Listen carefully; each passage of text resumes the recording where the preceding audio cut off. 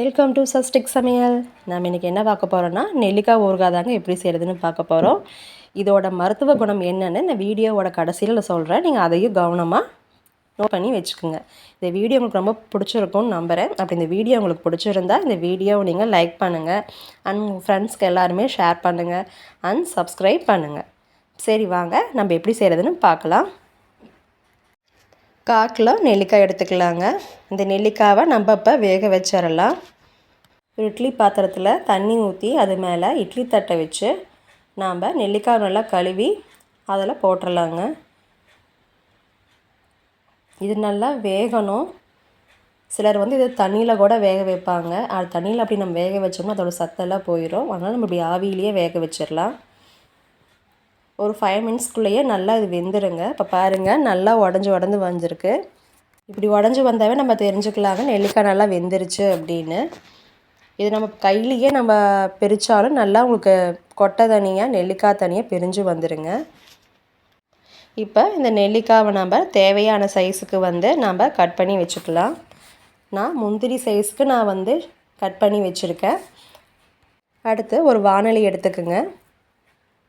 அதில் ஒரு 10 to 11 வரமிளகாய் போட்டு நம்ம மிதமான சூட்டில் வறுத்துக்கலாங்க. நம்ம கடைசியாக செய்கிறப்பையும் நம்ம கொஞ்சம் வரமிளகாய் தூள் ஆட் பண்ணுவோம். அதனால் இப்போ 10 to 11 ஊறுகாய் போதுமாக இருக்கும்.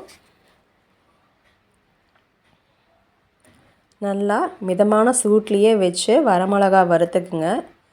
அடுப்பை வெசையாக வச்சிடாதீங்க.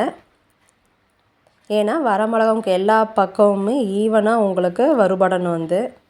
இப்போ பாருங்கள் நல்லா வறுத்தாச்சு. அடுத்து 2 டேபிள் ஸ்பூன் வெந்தயம் எடுத்துக்கலாங்க. இந்த வெந்தயத்தும் நான் சொன்ன மாதிரி மிதமான சூட்டில் வச்சு தாங்க வறுக்கணும். வேகமாக வச்சோம்னா சீக்கிரம் உங்களுக்கு கருகி போயிடும். நீங்கள் மிதமான சூட்டில் நல்லா வறுபடவே நல்லா உங்களுக்கு வெந்தயம் வெடிக்குங்க. அப்படியே உங்களுக்கு தெரிஞ்சுக்கலாம் வெந்தயம் நல்லா வறுபட்டுருச்சு அப்படின்னு. நல்லா வறுத்துக்கிட்டே இருங்க. இப்போ இது ரெண்டையுமே நம்ம மிக்ஸி ஜாரில் போட்டு ஃபைன் பவுடராக அரைச்சிக்கலாம். இப்போ பாருங்கள் நாம் கட் பண்ணி வச்சுருக்க நெல்லிக்காவோட நம்ம அரைச்ச அந்த பவுடரை நம்ம மிக்ஸ் பண்ணிக்கலாம்.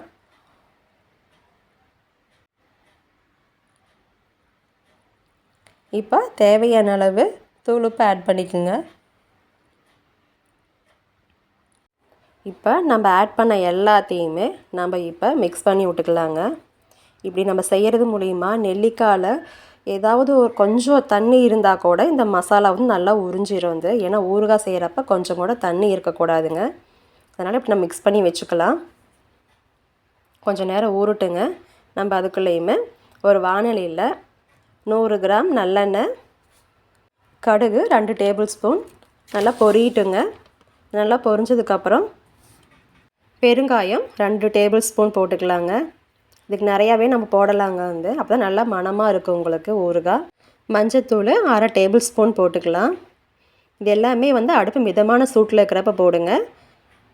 அடுத்து வரமிளகாத்தூள் 1 டேபிள் ஸ்பூனுங்க. காரம் ரொம்ப கம்மியாக போதும்னு நினைக்கிறவங்க இந்த கடைசியாக போட்ட வரமிளகாத்தூளை ஸ்கிப் பண்ணிடுங்க. அடுத்து நம்ம மிக்ஸ் பண்ணி வச்சுருக்க நெல்லிக்காவை இதோட போட்டு வணக்கிக்கலாம். போட்டு ஒரு செகண்ட்லேயே நீங்கள் அடுப்பை ஆஃப் பண்ணிடுங்க. இப்போ பாருங்கள் நம்மளுக்கு சுவையான ஆரோக்கியமான நெல்லிக்காய் ஊறுகாய் ரெடி ஆயிடுச்சுங்க. இப்போ 2 நாள் நல்லா ஊறட்டுங்க. அப்படின்னா தான் நெல்லிக்காயில் இந்த மசாலா நல்லா இறங்கும், சாப்பிட்றதுக்கும் ரொம்ப நல்லாயிருக்கும். சரி, இப்போ இதோட மருத்துவ குணம் என்னன்னு நம்ம பார்க்கலாங்களா? நெல்லிக்காய் ஊறுகாய்லங்க வைட்டமின் சி, இரும்பு சத்து மற்றும் ஆன்டி ஆக்சிடென்ட் நிறையவே இருக்குதுங்க. இது மூலிமா நம்மளோட நோய் எதிர்ப்பு சக்தி அதிகரிப்பதோட செரிமானத்துக்கும் ரொம்பவே பயனுள்ள ஒரு ஊறுகாங்க. மேலும் நம்மளோட முடி வளர்ச்சிக்கும் இந்த நெல்லிக்காய் ஊறுகாய் நம்ம சாப்பிட்லாம். மேலும் நம்ம ரத்தத்தில் இருக்கிற சர்க்கரையோட அளவை கட்டுப்படுத்துறதுக்கு இந்த நெல்லிக்காய் ரொம்ப பயனுள்ளதாக இருக்குங்க. மேலும் நம்மளோட இதயம் ஆரோக்கியமாக இயங்குறதுக்கு இது ரொம்ப அத்தியாவசியமான கனி வகைங்க. நம்ம கண் பார்வை மேம்படுறது கூட இந்த நெல்லிக்காய் சாப்பிட்லாங்க. இவ்வளவு மருத்துவ குணம் இதில் இருக்கிறதுனால தாங்க நம்ம ஆதி காலத்துலேருந்தே இந்த நெல்லிக்கனிக்கு அவ்வளோ முக்கியத்துவம் கொடுத்துட்டு வந்தாங்க. இதை நம்ம தினமும் சாப்பிட்டோம்னா நம்ம உடம்பு ஆரோக்கியத்துக்கு ரொம்பவே பயனுள்ளதாக இருக்குங்க. ஒரு வேளை நம்ம டெய்லி சாப்பிட முடியாதவங்க கூட இது மாதிரி ஊறுகாய் செஞ்சு வச்சுக்கிறது மூலிமா நம்ம தினமும் சாப்பாட்டுக்கு வச்சு சாப்பிட்டுக்கலாங்க. ஸோ இவ்வளவு மருத்துவ குணம் வாய்ந்த இந்த நெல்லிக்காவை எல்லாரும் கண்டிப்பாக செஞ்சு சாப்பிடுங்க. ஓகேங்க, நம்ம நெக்ஸ்ட் வீடியோவில் பார்க்கலாம். பாய்.